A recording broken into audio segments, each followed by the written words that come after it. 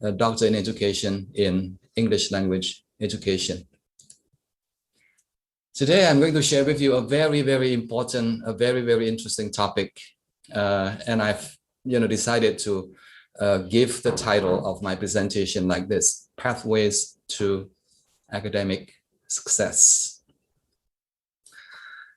The presentation hopefully will be useful for students and also for teachers who will be in a very good position to help our students to achieve more success in their studies and also in their future career or in their future life as a successful teacher or business person or wherever they are.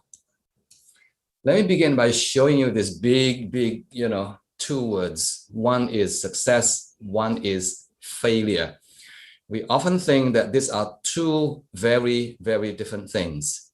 But it turns out, from my own experience and from research that I've seen, these are two sides of the same coin. They are brothers, they are sisters.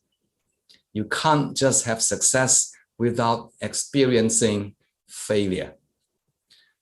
And today, the most important takeaway from my presentation today and also from the other presentations, hopefully, is this: that every single one of us, whether you're a student, whether you're a teacher, you can be successful. Yeah. So pesan utama, the most important takeaway today from my presentation is this: that every single one of you can be successful in your studies or in your life or in your profession as a teacher or as an educator. Let me begin then. The road to success often looks like the picture on the right-hand side there, not a straight line where you start and then you end at the final destination without experiencing any problems, without experiencing any detours, for example. So the journey can be a little bit bumpy and a bit long, and the road can be also winding.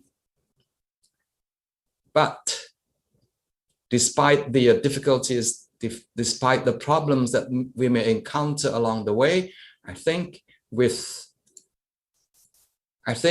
commitment, with determination, with effort and resilience, we can be more successful. And along the way, you will find that failure that you will be experiencing, whether you like it or not, is success in progress. So look at failure, not something that you should avoid or you must avoid, but success is something that you'll have to experience in order for you to get to the final destination. But remember the word commitment, remember the word determination, remember the word effort, and finally also the word resilience. So that is more or less the overview of my presentation. And now I'm going to focus on four things, four major topics that I'll be sharing with you, the kind of things that will make you become a stronger person, the kind of things that will make you successful in your studies and also later in your life. So the question I have here for you is, are you a hero? And the word hero stands for four main ideas. Number one, the first H, the first letter H stands for hope. The second one is E, efficacy. The third one is resilience. And number four is optimism. They work together. Every one of you needs all four elements of what people have called psychological capital in order for you to be strong, in order for you to be more determined, in order for you to be more resilient and optimistic about your career goal or about the goal of your studies. Let me begin with the first one, hope. Let me begin with the first one, hope. Hope is about the future. Hope is about what you want to be able to do at the end of your journey. Hope is, in everyday language, it's called your purpose, your goal in your studies, your goal in life. Now, interestingly, the word goal, the future thing that you want to achieve, has two very, very important components. The first one is called willpower or motivation. The other one is called way power. So these are two very important ingredients that will help you to achieve success, to achieve your goal at the end of your journey. Let me begin with what willpower means.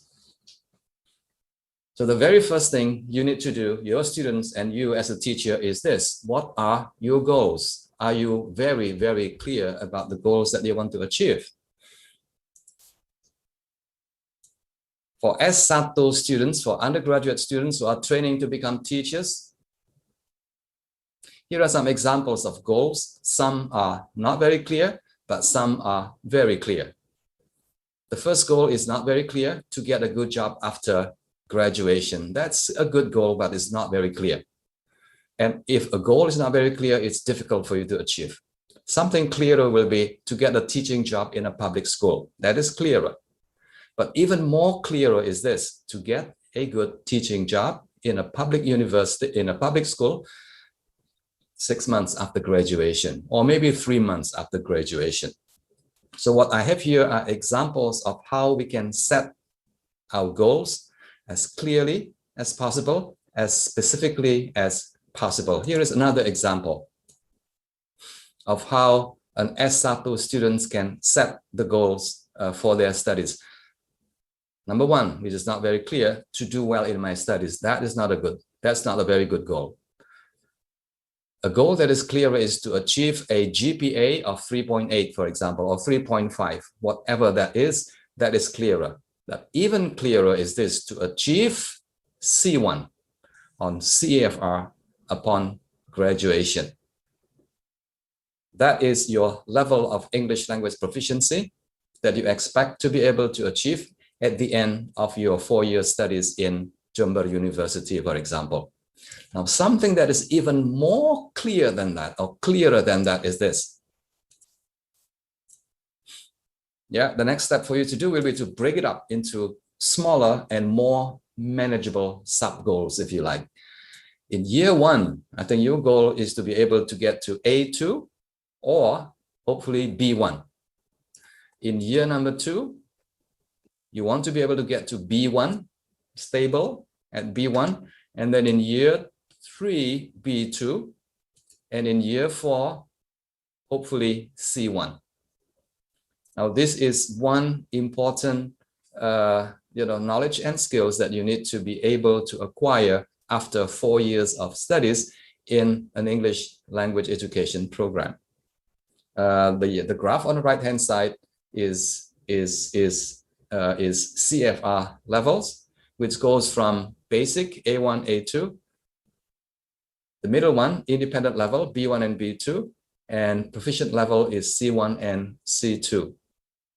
Many of our students, from what I hear from very experienced language educators in Indonesia, many of our students finish or graduate with a B1 level of proficiency. I don't think that is good enough for people who spend 4 years studying English language education in a university. I think they need minimally to reach B2, if possible C1. Now, this is the international standard, actually. If you go to Malaysia, the same thing. I think students or language students are required to be able to graduate with B2, if not C1 level of English language proficiency. So that will be an example of goals. The next thing, yes, having a goal is important, but what you need to do in order to achieve the goal is also extremely important. And this is where you need to consider, to think very carefully about two things: the willpower, motivation, and the way power. Yeah, let me begin with the willpower. Willpower is basically another word for motivation. The desire, the determination to reach your goal is often called motivation. And this guy on the right-hand side is a very well-known English language teaching scholar. His name is Zoltan Donye, and he has written a lot of books on motivation. Many books and many research articles on the issue of motivation. One thing that I remember from one of his books is this: learners with sufficient motivation can achieve a working knowledge of a second language. And that to me is very interesting. And that to me is very practical and very easy for us to remember. If you want your students to be successful in their English language learning in your schools or in your university, I think you need to get them to become a bit more motivated. And with sufficient motivation, they can reach at least a B1 level. And with additional effort from you, your teaching, your guidance, and things like that, I think your students will be able to reach an even higher level at B2 or even C1. So willpower or motivation is always goal-directed. So that's why I started earlier with a discussion about the goal. What is your goal? Are you very clear about your goal? Are you able to break up your goals into something that is more doable, smaller and doable sub-goals?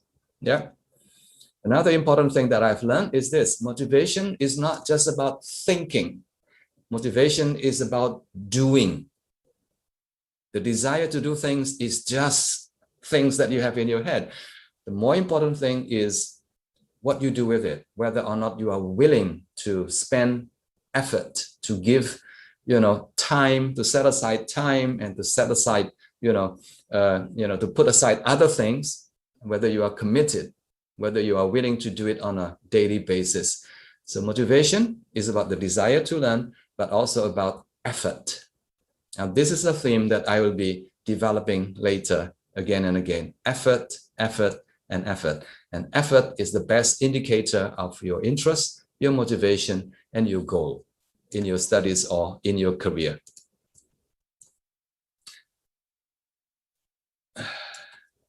What happens if you have no motivation?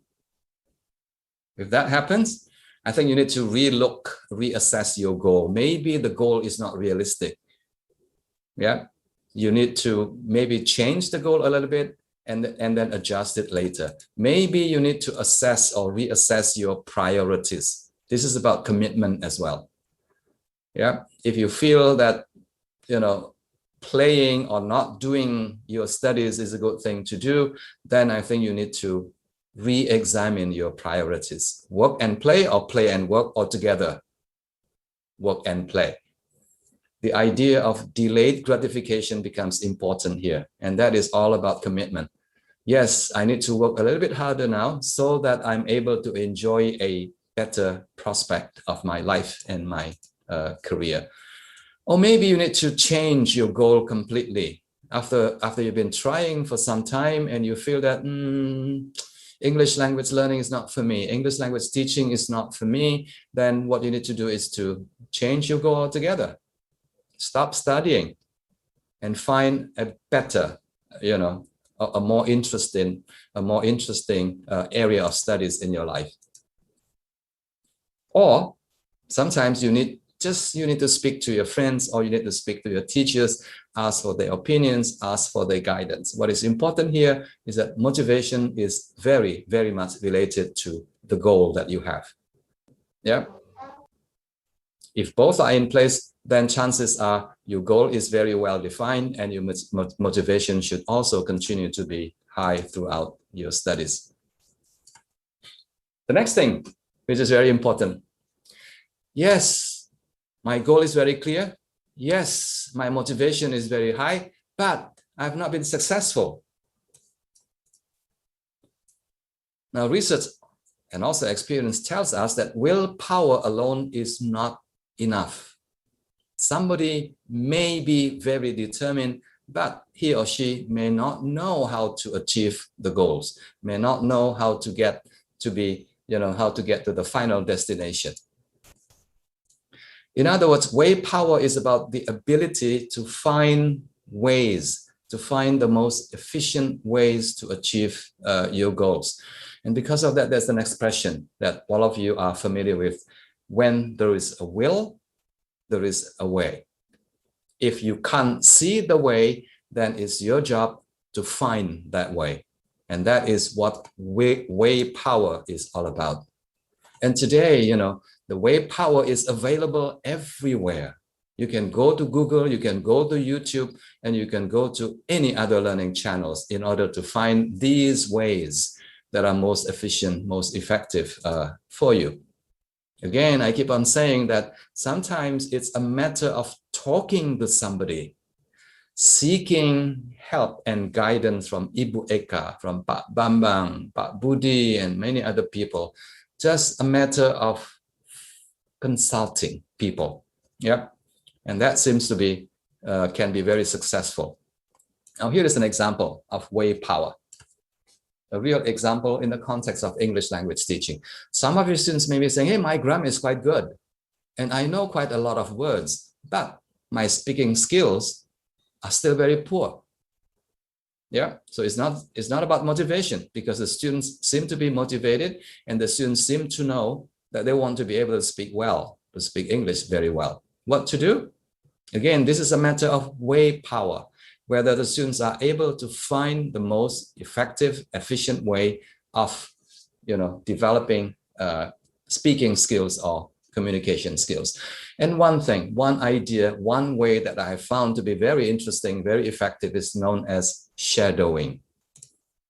Why is shadowing effective? If you look at the experience of people, polyglots, people who are able to speak 3, 4, 5 languages fluently, like this person, very fluent in many languages. And he said that one technique or one method that he has been using to learn a new language is shadowing.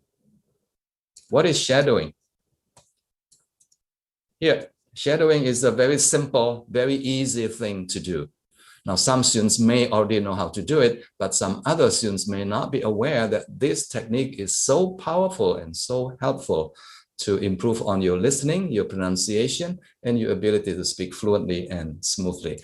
This is what you do when you are doing shadowing. You listen to, you know, a story or a speech once, try to understand what it is. If you don't understand, turn on the translation or the subtitles in Bahasa Indonesia or in Bahasa Inggris so that you understand. The next thing, listen again and speak along or read along. Now you have to do it many, many times. Again and again and again. And if you need to, you can look at the transcript first and then do the listening and look at the transcript again, do the listening again, do the shadowing again, and so on and so forth. After 1 year, students who do this usually report of, you know, a major improvement in their ability to use the English language for speaking and also for writing purposes. Now, these are some of the benefits which I'm going to share with you. They become more fluent listeners. Number 2, amazing speakers. Their grammar and vocabulary also improve a great deal. Their pronunciation also becomes much, much better. And that is the power of shadowing. So sometimes back in your school, when you find that your students are motivated, they have a very clear goal about their studies, but they are still struggling, maybe it's not because of their goal, maybe not because of their motivation, maybe it's because of the way power that is lacking. And it's your job as a teacher to give guidance, to find or to give tips to your students. That's the first one. H stands for hope. Yeah, hope is about having a very clear goal, and hope is about being motivated, having willpower to do it, and also having the way power to achieve your goal. The second one is E. E is about efficacy. This is a very, very important. In addition to hope, I think we all need to have this feeling or this belief in our ability to deal with different situations. Because along the way, when you try to achieve your goals, there will be problems, there will be obstacles, there will be difficulties along the way. And what you need to do is to gradually develop this belief and abilities that you will be able to deal with these situations that you encounter in your journey as a student or as a teacher. That is what efficacy is all about. The word efficacy is very much related to the word confident or confidence. Bahasa Indonesianya pede, percaya diri. Yeah, very important. But confidence can come in different forms. Some students may be overconfident, and that's not good. Overconfident is a false belief that you are able to do something when actually you do not have that ability. So overconfident is not a good thing. The middle one is good. You need to feel confident. You need to believe that you can do it, number one, and you need to also believe that you have the ability to do it. So these two things will have to go together. Some students you may find in your classroom, they have the ability and they have the belief, but they always feel that they are not good enough. So low confidence is also not a very good thing to have. What we need to do is to get the students to be confident, to be realistic about their belief, to be realistic about their abilities. Yep. So efficacy is another important dimension of how people can become more successful in their studies in their life. So from time to time, students will need to check their confidence level. Low confidence or high confidence, but not overconfidence like the guy on the right-hand side, yeah? I think we need to calibrate our level of confidence regularly. And some students are not very successful, although they have the abilities, mainly because they don't have this feeling that they can do it, while in fact they can do it. Here's just an example of somebody who has a very strong belief that he can contribute to the well-being of a lot of people in the eastern part of Indonesia. And he also has the abilities and the willpower to get a lot of people to help him along the way. He is the first person in the world that has this, floating hospital. The name is Dr. Lee Darmawan. It's a very, very good example of how efficacy can lead to success in someone's life. The third one. So the first one is hope. The second one is efficacy. And the third one is resilience. Now, this is super important and very, very relevant in our discussion about success in our studies or success in our career. Resilience is basically about this. Yeah, it's about when the going gets tough, only the tough get going. In other words, resilience is about the feeling of not giving up, the feeling that I need to continue. Yes, the road may be bumpy, but I can always stand back up and continue with my journey. Yeah. Resilient people, I'm sure there are a lot of resilient people here in the audience. Ibu Eka is an example, Pak Bambang is an example, Pak Budi is an example. They are resilient people. Usually they are self-determined, self-motivated people. And they also believe that failure comes before success. Yeah, these two things are twins. They are twin brothers and also twin sisters. And when you fall, as Ibu Bilkis, when you fall, you stand back up. You keep bouncing back up. And resilient people also believe that effort is number one. If you do it again, if you try again, you will become successful eventually. Now, this is a good example of somebody who invented the light bulb, Thomas Edison. Thomas Edison, yeah? Now, he tried many, many times, and he failed along the way. In fact, he failed like 10,000 times. until eventually he invented the light bulb. Now, what he said is interesting. I have just found 10,000 ways that did not work. Isn't that interesting? Instead of saying, I fail again, I fail again, I fail again, he said, hey, I learned something along the way until eventually I'm able to get to my final goal of inventing the light bulb.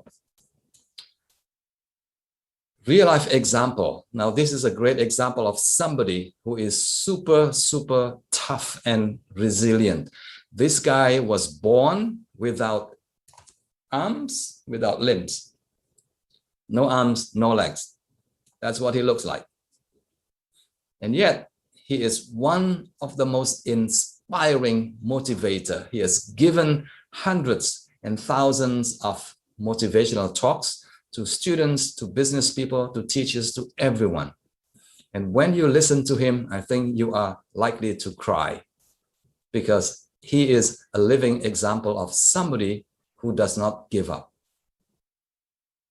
He can swim, actually. Imagine that. And he can do many things that we are not able to do. He is married, beautiful wife, and 4 kids. Isn't that amazing? Yeah. Just imagine how difficult it is for somebody like him to put on his shirt, for example, or to take a shower. Very simple things that we take for granted. But this guy is a great example of how resilience is the way to go. It's about effort.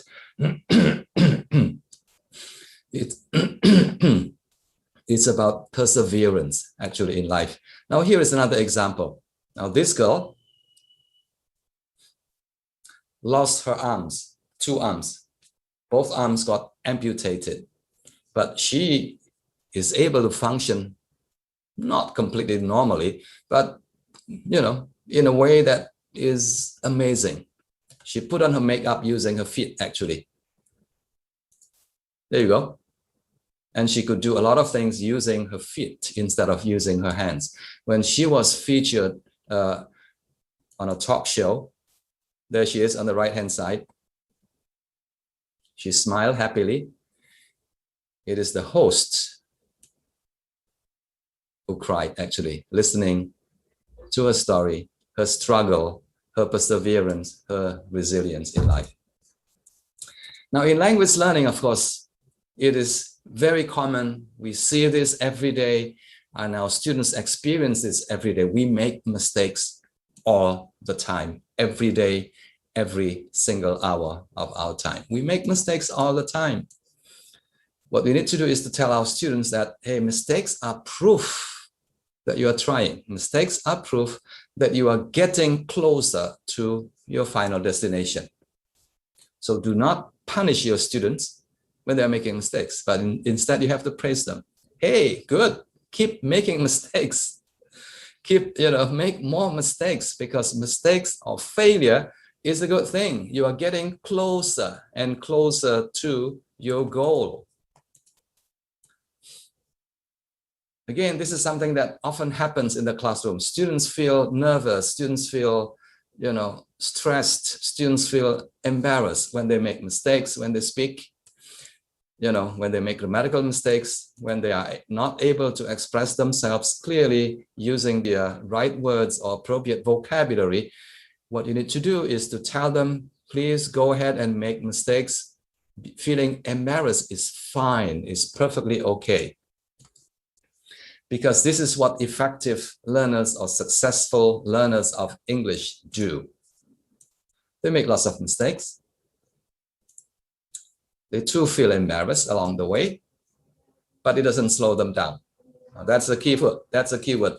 It doesn't slow them down. If anything, they become even more determined that, hey, if Boo Bilkis can do it, so can I. I should also be able to do it. They move on and make more mistakes, which is fine. Yeah. Now, here are some tips for teachers. Very simple idea. I think you need to be reminded, or you need to remind yourself that as a teacher, we have the tendency to overcorrect our students' mistakes. Please don't. stop yourself from correcting your students' mistakes. Occasionally, that's okay. Once a day, that's okay. But if 10 times a day or 100 times a day, then I don't think you are doing a good job as a teacher.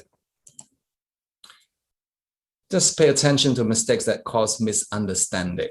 Do not overcorrect on students' grammar. Grammar is important, yes, but it's not the most important. I think you should not waste a lot of time correcting your students' grammar. Instead, ask your students to do more shadowing. Ask the students to read more books and to watch more movies, for example. And that will help a lot more than you correcting their mistakes. Focus more on what the students can do. That is another important message for teachers. And that is how you build their confidence. Yes, they're not perfect. Their English is, is not wonderful yet. But if you focus more on what they are able to do, I think they will be able to build more confidence and to feel that, hey, I can do it. I can do better next time. And my teachers are there to help me, to work together with me. Yeah, so please do not pay too much attention on what your students are not able to do, but focus on what they can do. Resilient students are also gritty. Now, this is one of the best books that I have read in the past 5 years. And the book is written or was written by this professor. The name is Angela Duckworth. If you don't want to read the book, I think you should watch her video, a video clip on TED. Only 5 minutes long. You have to watch it. Really, really wonderful presentation on YouTube. And the book is really, really amazing. It's about how success is possible for every single one of us, for every single one of our students, as long as they are gritty. What is gritty? Gritty students believe that effort is important. Gritty students believe that in order for you to develop a skill, any kind of skill, including English language skill, you need some talent plus effort. Now, talent here doesn't mean that you were born with a very special talent to learn, English or to learn mathematics or things like that. Talent here just refers to, well, you can see, you can read, you can move your hands, and you can listen. That is talent. Yeah. So with some effort, you'll be able to achieve or to acquire a skill. Now, if you want to become better, if you want to achieve a higher level of skill, for example, in the English language, then what you need to do is to spend more effort. There you go. So effort counts 2 times. And that is what gritty students do. Yeah, gritty is about putting in more effort.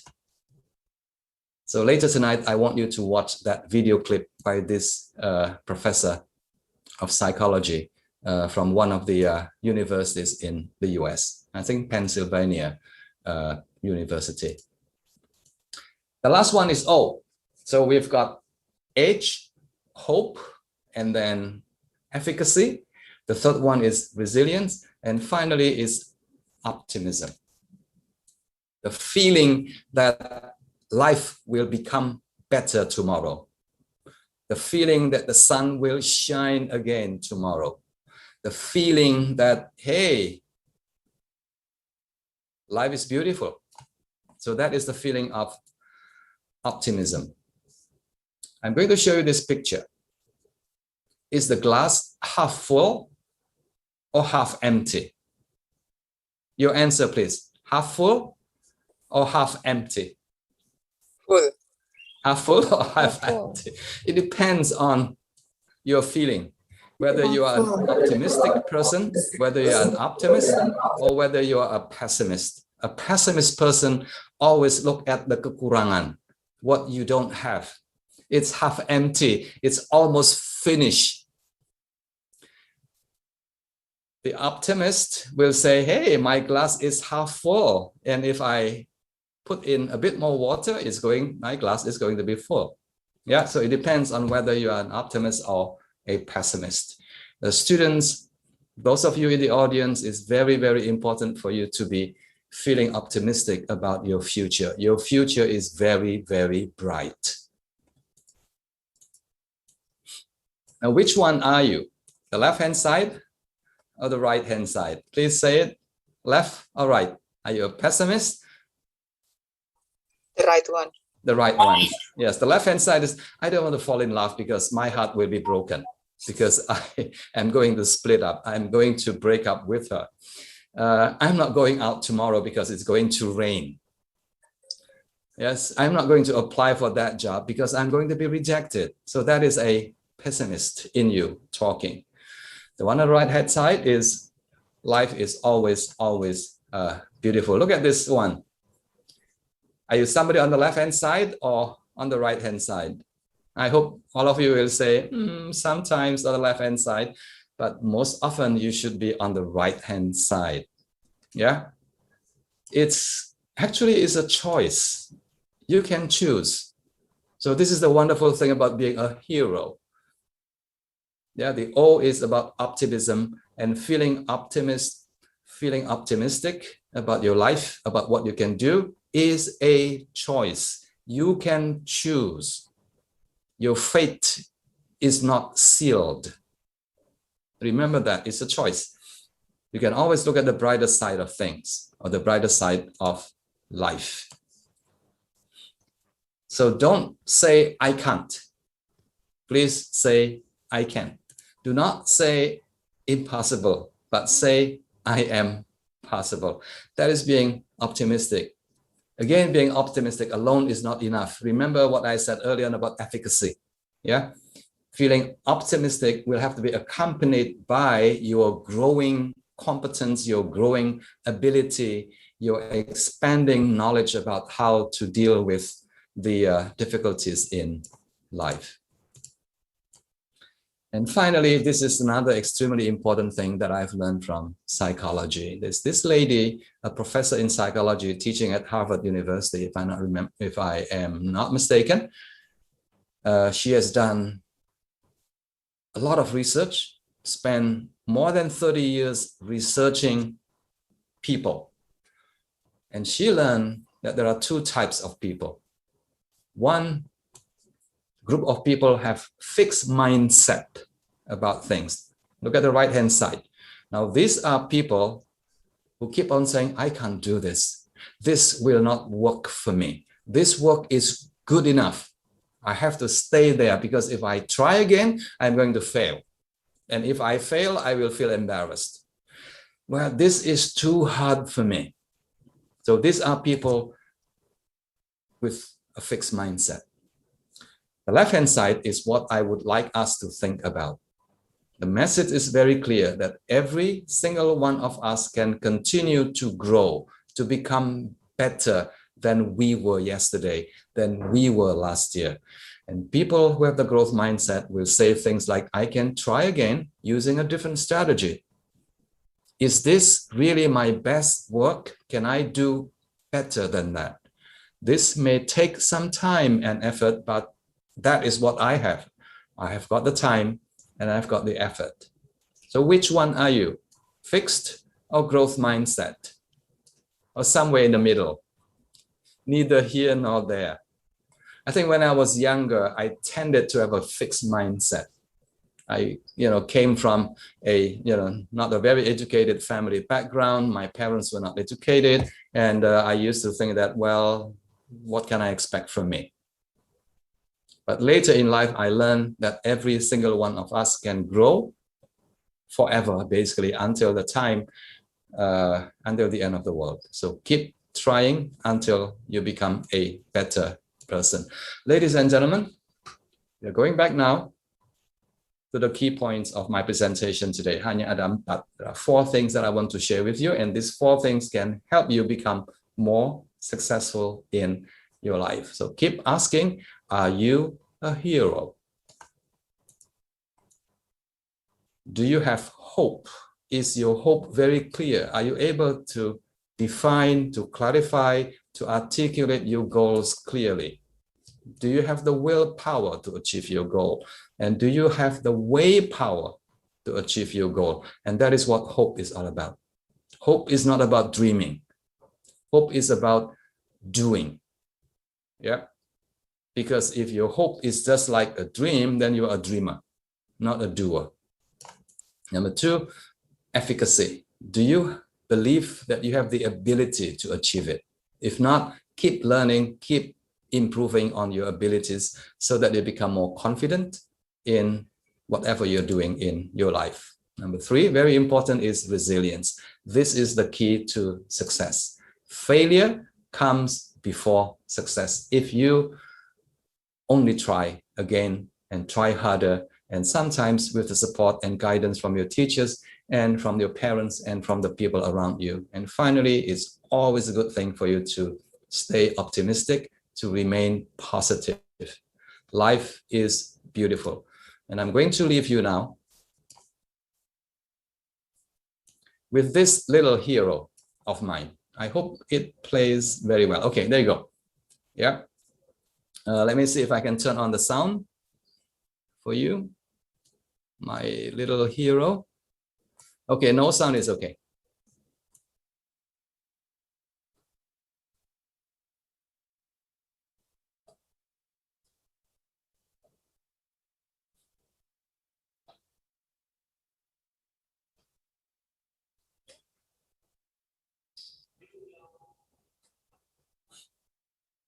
Look at her now.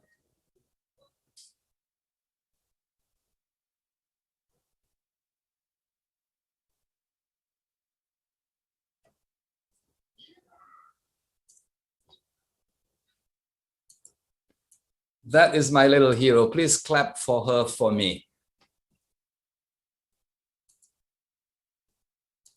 Thank you, ladies and gentlemen. Back to you, Ibu Bilkis.